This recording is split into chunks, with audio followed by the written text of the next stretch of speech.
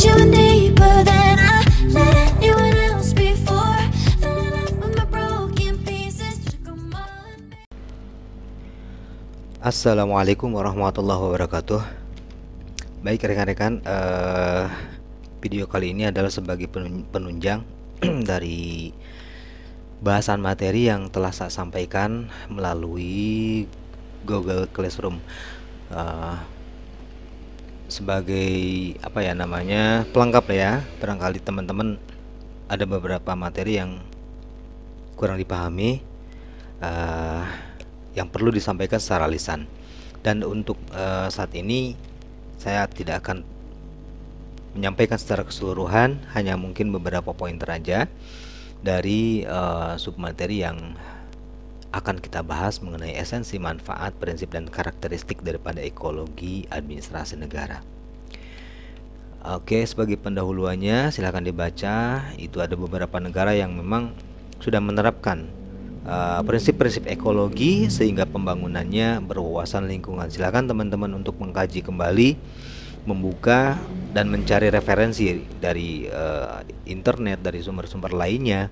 Seperti apa sih penerapan ekologi di negara-negara yang yang sudah bisa menerapkan daripada prinsip-prinsip ekologi. Mengupas sedikit tentang apa sih filosofis daripada ekologi itu ya. Ya, ada yang masih ingat? Oke ya, ilmu tentang rumah tangganya makhluk hidup gitu, kira-kira kan seperti itu. Jadi dalam rumah tangga atau dalam berhubungan dalam sebuah wilayah itu ada ilmunya gitu. Itu yang dinamakan dengan filosofi daripada ekologi. Makanya antara masyarakat dengan pemerintahannya itu harus ada sebuah hubungan yang timbal balik yang saling menguntungkan ya. Oke ya, jangan terlalu banyak, barangkali beberapa hal saja yang harus saya sampaikan untuk lebih mempertegas materi yang dibahas pada saat ini. Oke, dari sini ya, manfaat ekologi. Kita mempelajari tentang ekologi administrasi. Sebetulnya apa sih manfaatnya gitu ya? Itu kan pertanyaan bagi kita, apa sih, kenapa sih kita mempelajari ekologi? Bagi kita yang memang khususnya yang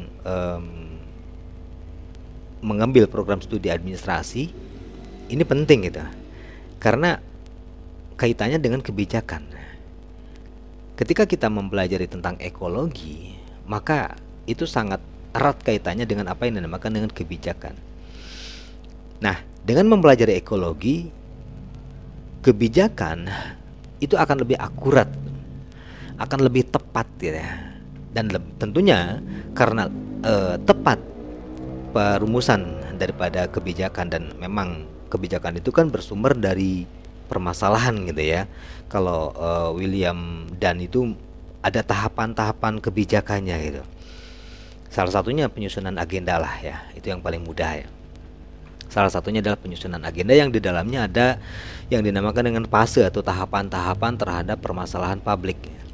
Nah, di sana kan ada yang bisa dikategorikan urgen atau penting gitu ya.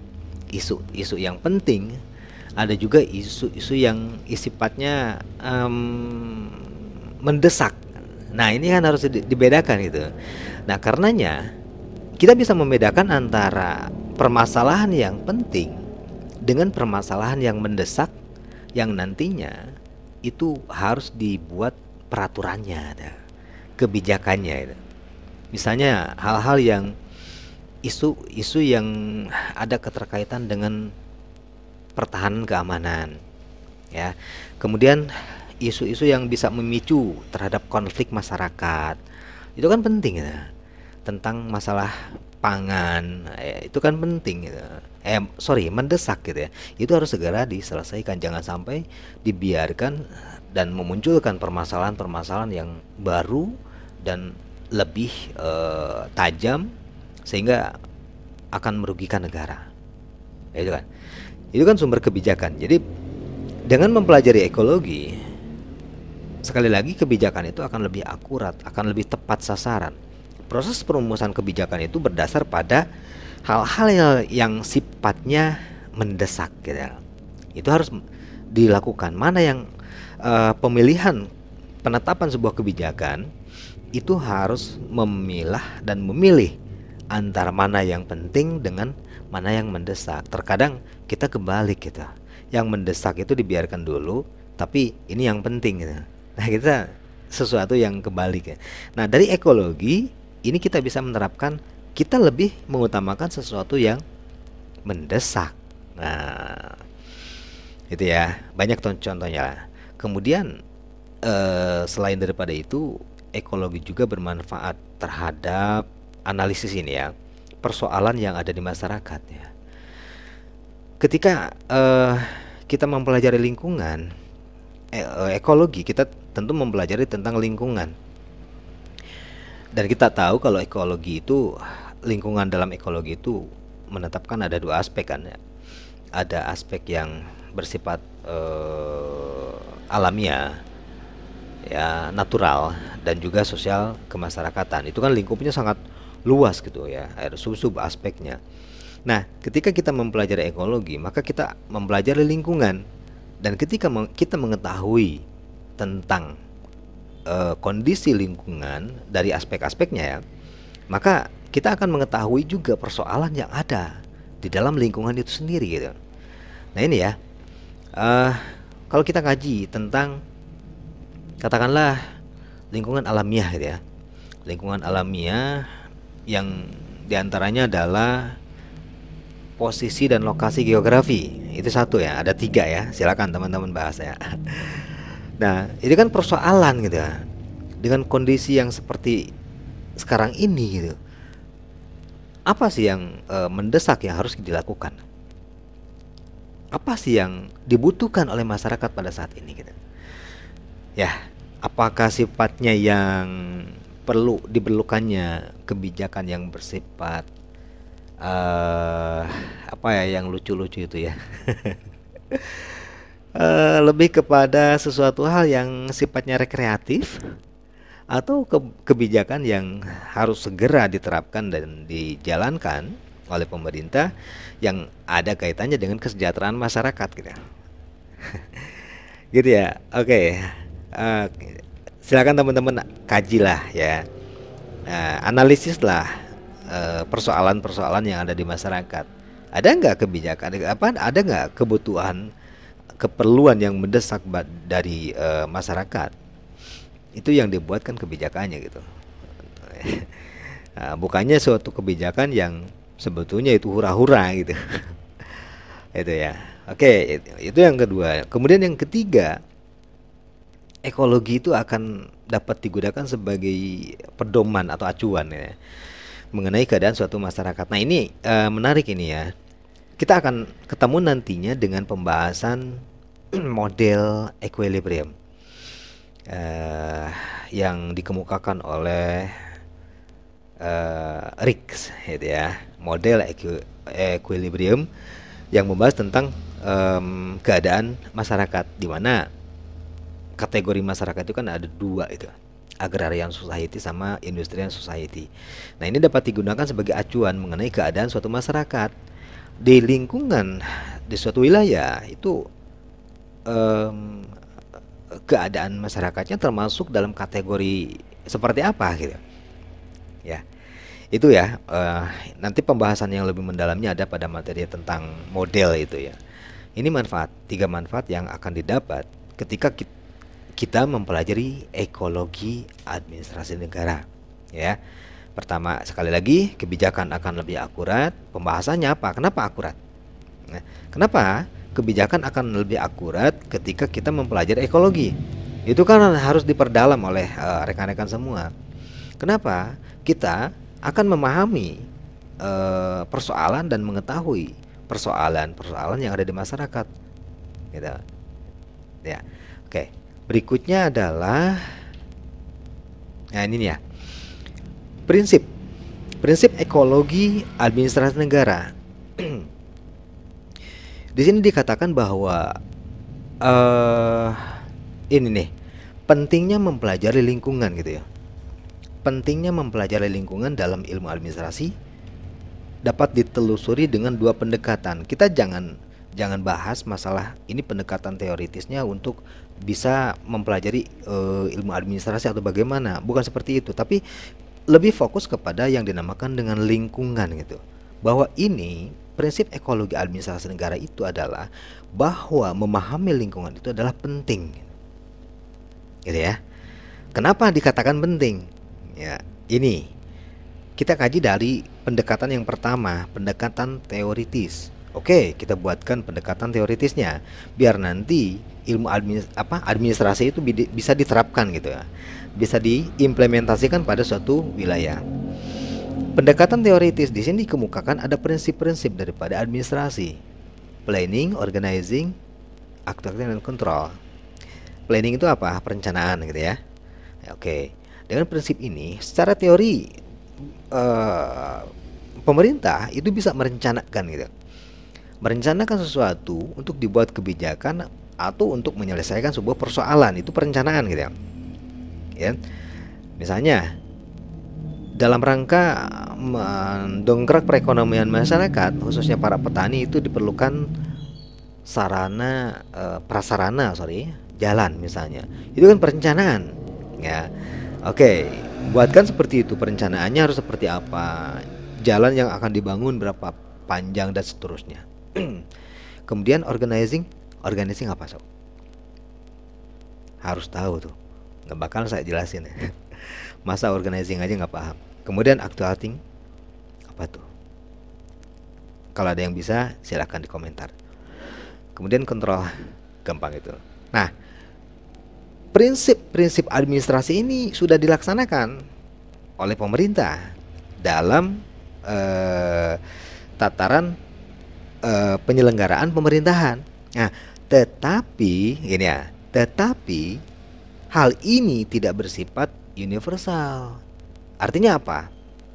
Ini nih, aktivitas publik ya.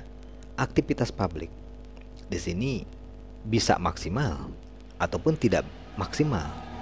Artinya kalau ya secara teoritis kita menerapkan prinsip-prinsip administrasi dalam penyelenggaraan suatu pemerintahan, ini bisa bersifat oke, bisa dikatakan bahwa aktivitas publiknya positif, tapi bisa dikatakan bisa saja terjadi aktivitas publiknya itu negatif atau tidak maksimal.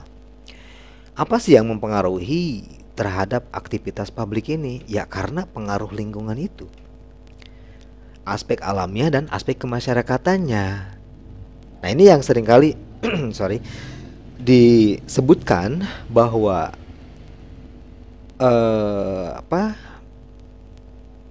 memunculkan wajah-wajah administrasi negara suatu wilayah.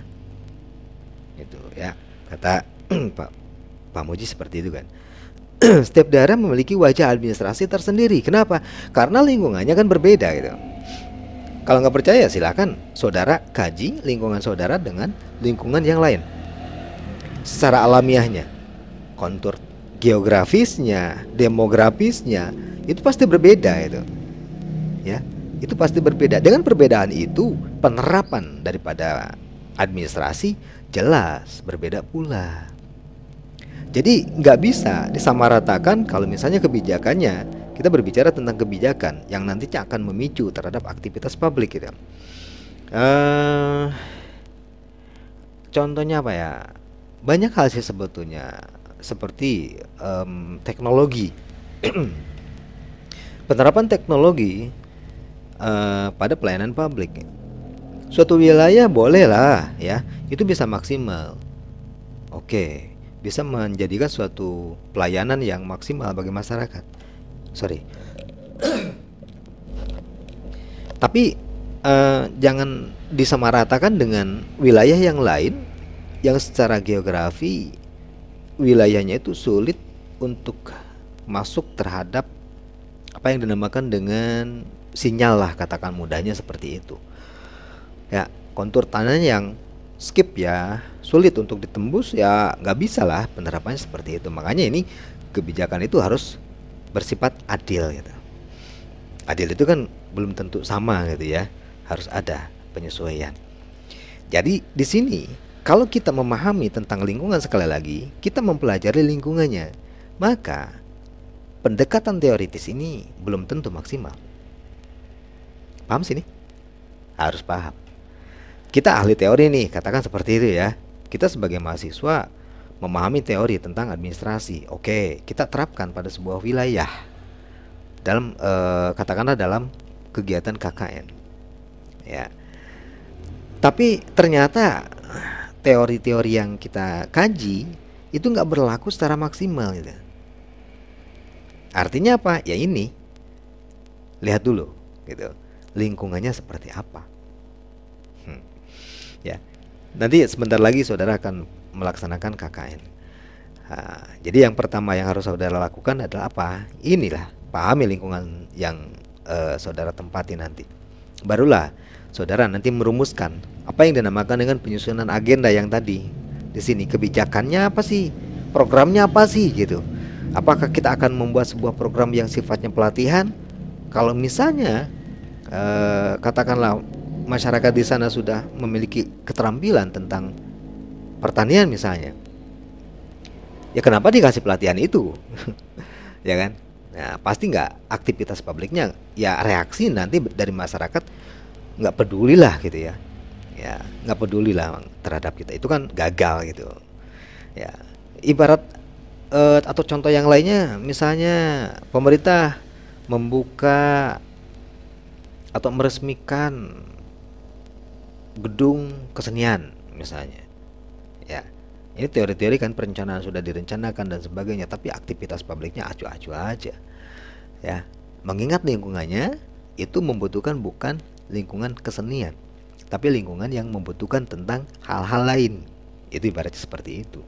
Ya, jadi sekali lagi, kalau kita melihat dari pendekatan teoritis, pernyataan tentang pentingnya mempelajari lingkungan itu tepat adanya. Itu satu. Kedua, pendekatan praktis. Nah, kita dari pendekatan praktis ini kita mendatangkan ahli nih. Di awal kan kita sudah sampaikan contoh-contoh ya, misalnya paling maju secara ekologis gitu ya. Itu dari sumber yang ada di internet. Nah, pendekatan praktis, negara tersebut kita undang ahlinya, ahli administrasinya kita undang nih, datang. Kemudian memberikan pelatihan terhadap aparatur kita gitu ya, di wilayah kita. Nah, ini pun belum tentu kalau ilmu dan hal-hal yang dilaksanakan oleh para ahli tersebut di negaranya itu diterapkan di kita, belum tentu itu. Aktivitas publik atau administrasi negara itu bisa maksimal ataupun tidak maksimal. Karena apa? Ini sih pengaruh lingkungannya, terkhusus kulturnya itu, budaya aslinya gitu.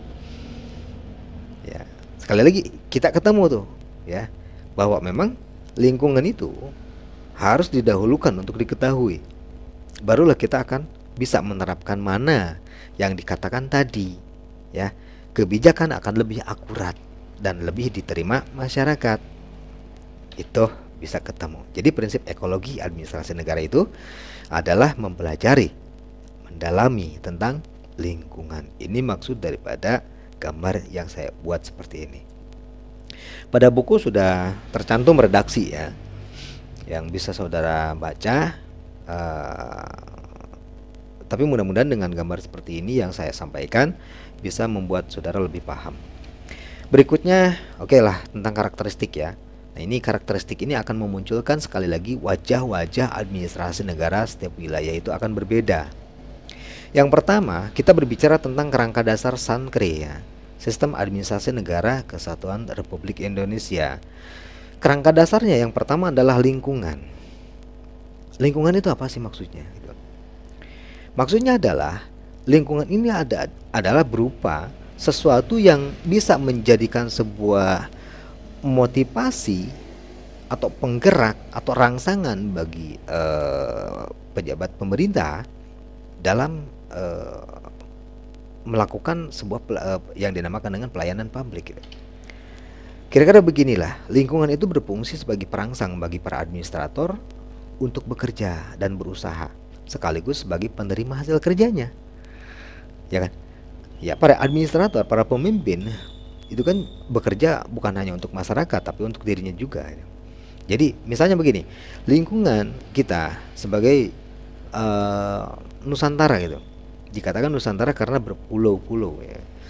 Nah, kemudian banyak luas perairannya. Ini kan sebuah lingkungan yang memicu para administrator untuk bekerja, membuat dan merumuskan kebijakan bagaimana ya laut bisa memberikan kesejahteraan bagi masyarakat. Ya, itu kan salah satu contoh. Ya, itu lingkungan yang berfungsi sebagai perangsangnya gitu. Tapi kalau misalnya nggak punya laut, mungkin lingkungan atau faktor lain yang akan memicu terhadap para administrator untuk bekerja. Kemudian ya karakteristik ekologi setiap daerah itu pasti berbeda gitu. Ya karena lingkungannya pun berbeda pula yang tadi saya sampaikan. Next. Nah, ini kerangka yang kedua. Kerangka dalam sistem administrasi negara itu ada 4 ya. Yang pertama tuntutan atau keinginan gitu. Tuntutan atau keinginan seperti apa? Ya misalnya tuntutan untuk kenaikan gaji misalnya, ya. Tuntutan untuk bantuan sembako misalnya, ya kan seperti itu. Itu adalah berupa masukan yang menjadi kerangka dasar daripada administrasi negara. Nanti akan disusun. Kalau ada sebuah keinginan dari masyarakat tentang kesejahteraan, ya khususnya lebih konkretnya mengenai penghasilan, itu kan menjadi sebuah masukan gitu. Harus seperti apa? Pemerintah membuat sistem, pemerintah membuat sebuah kebijakan dalam sistem administrasi negara. Ini yang pertama. Kemudian yang kedua adalah sumber daya. Bisa berupa sumber daya alam ataupun sumber daya manusianya. Ini bisa menjadikan input, ya, masukan, termasuk anggarannya gitu. Sumber daya kita seperti apa sih? Ya, ini kan masukan. Kalau dikatakan rendah, berarti ini adalah sebuah masukan untuk meningkatkan daripada sumber daya manusia. Sumber daya alam kita itu kaya, berarti ini adalah masukan bagaimana agar sumber daya alam tersebut bisa kita kelola. Itu adalah masukan. Anggaran kita kecil, ini juga kan menjadi sebuah masukan bagaimana untuk meningkatkan anggaran-anggaran yang ada. Itu. Kemudian yang ketiga adalah dukungan. Dukungan ini lebih cenderung kepada menyetujui atau tidaknya gitu ya, terhadap suatu tindakan yang dilakukan oleh pemerintah. Makanya dosen saya menyampaikan dukungan atau kebijakan itu akan terwujud ketika memenuhi 3 kriteria dukungan. Yang pertama, dukungan politis. Itu yang pertama sebagai input ya. Dukungan politis.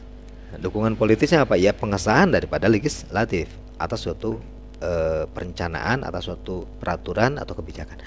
Kemudian yang kedua adalah dukungan teknis. Kalau dukungan teknis lebih cenderung kepada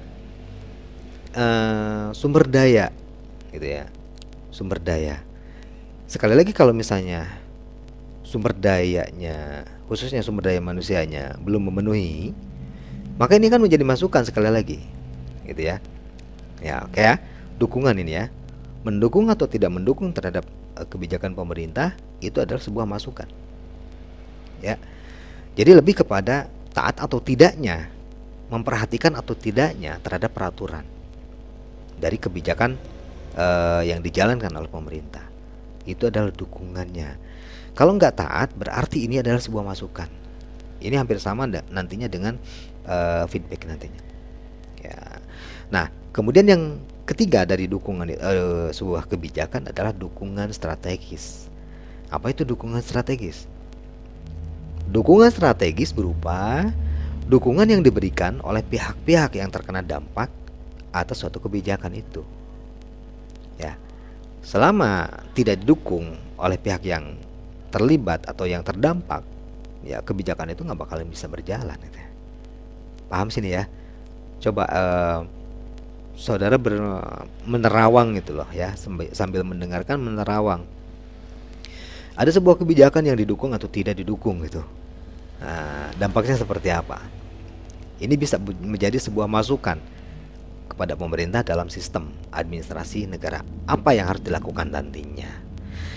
Kemudian yang keempatnya adalah oposisi, yaitu sikap atau lebih kepada tingkah laku, bisa mendukung ataupun bisa merubah bahkan menghentikan, ya, yang nantinya dinamakan dengan proses konversi nantinya. Ini ke oposisi, lebih kepada politik gitu ya. Oposisi, ya kalau ini dukungan, oke, dukungan kita paham ya. Nah, tapi oposisi ini bagaimana? Hal-hal yang sifatnya menolak terhadap perencanaan atau sebuah kebijakan nantinya, ya, dari dasar masukan input. Ya. Sekali lagi nih, biar saudara nggak terlalu pusing-pusing gitu. Kerangka dasar sistem administrasi yang kedua adalah masukan atau input. Input terdiri dari tuntutan atau keinginan masyarakat. Tuntutannya banyak banget gitu ya. Ya. Kemudian yang kedua, masukan ini terdiri dari sumber daya. Kita bisa melihat sumber dayanya, baik itu sumber daya alam ataupun sumber daya manusianya, dan juga dananya itu. Ini kan menjadi masukan. Sekiranya anggarannya belum memungkinkan, jangan dulu dibuatkan kebijakan, nantinya malah menghancurkan gitu. Kemudian yang ketiga, dukungan. Dukungan itu tingkat ketaatannya, tingkat perhatiannya, mendukung atau tidaknya terhadap pemerintah atas sebuah kebijakan. Ya, makanya tadi saya ulangi lagi nih. Dukungan. Jadi kebijakan itu akan bisa terlaksana ketika memenuhi 3 kriteria dukungan. Yang pertama dukungan politis, kedua dukungan teknis, ketiga dukungan strategis, gitu ya. Oke, dan yang terakhir adalah oposisi, gitu ya, penolakan. Dasarnya apa sih oposisi itu? Mungkin ada perbedaan pendapat yang memiliki dasar kuat sehingga tidak menyatakan jangan dibuatkan sebuah kebijakan nantinya. Perencanaannya harus seperti apa? Fase yang tadi disampaikan. Itu kerangka yang kedua. Kemudian yang kerangka yang ketiga adalah konversi. Ini lebih kepada proses perumusan atas masukan yang diperoleh, ya, yang didapat, kemudian disaring mana yang urgen, mana yang urgent, mana yang important, ya, mana yang penting, mana yang mendesak. Oke? Merupakan upaya perubahan dari perencanaan. Tadi kan ini kan sebuah perencanaan, dasarnya kan input, ya, masukan itu, ya, menuntut pemerintah membuat sebuah perencanaan untuk menyelesaikan persoalan. Oke. Nah, dari perencanaan ini menjadi suatu kebijakan nantinya. Ya. Prosesnya seperti apa? Pertama, pengambilan keputusannya, mengambil satu atau dua hal yang menjadi keputusan bersama. Seperti ya tadi contoh-contohnya bisa saudara ambil. Apa yang dibutuhkan oleh masyarakat? Pengambilan keputusannya yang pertama adalah peningkatan sumber daya manusia untuk masalah pertanian misalnya melalui proses pelatihan di bidang pertanian.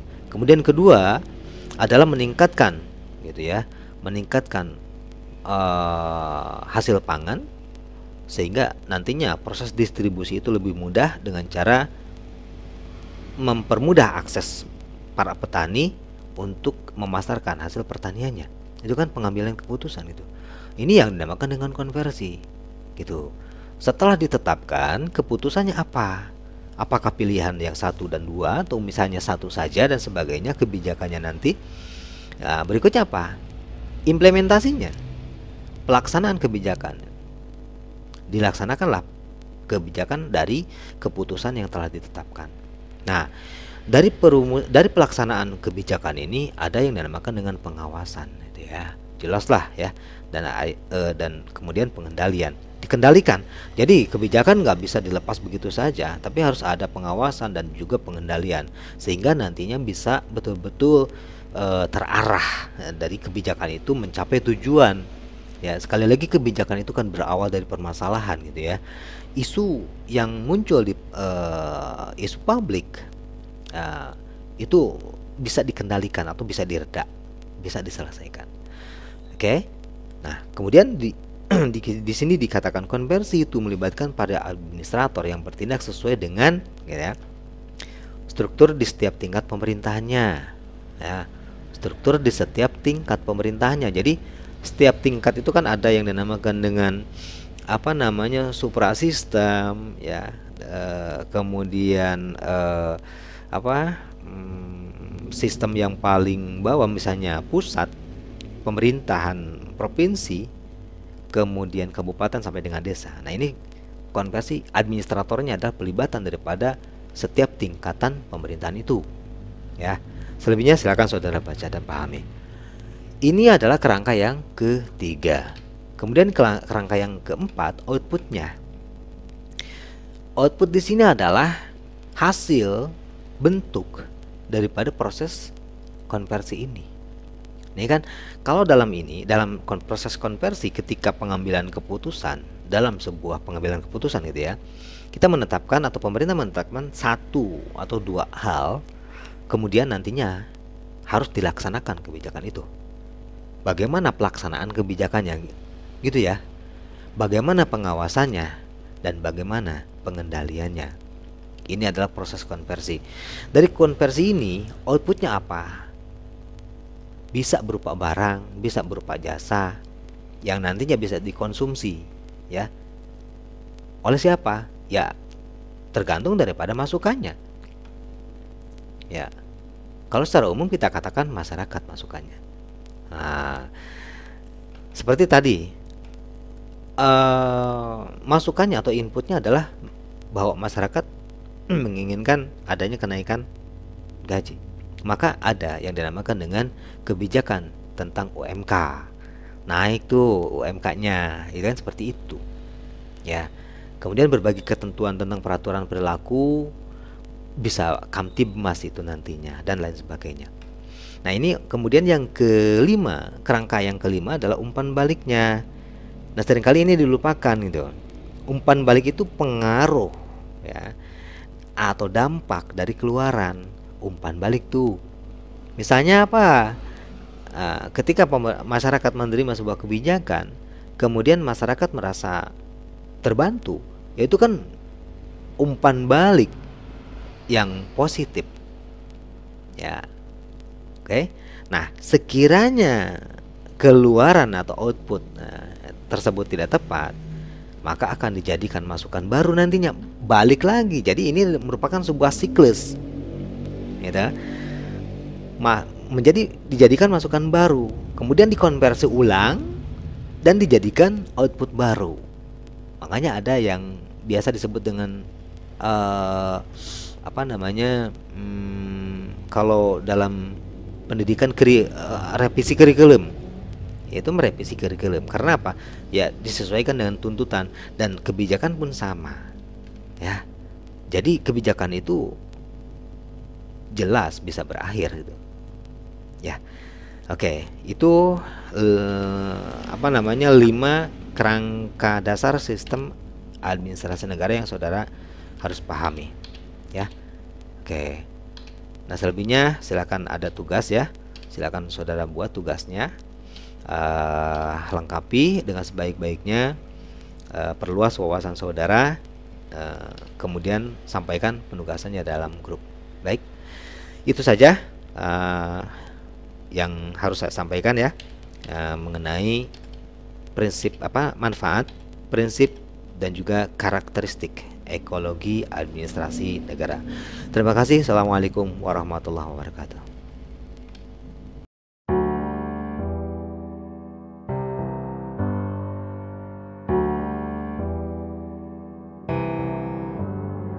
Feelings It's like I can't walk on the ceiling. Oh yeah, got me dreaming, dreaming.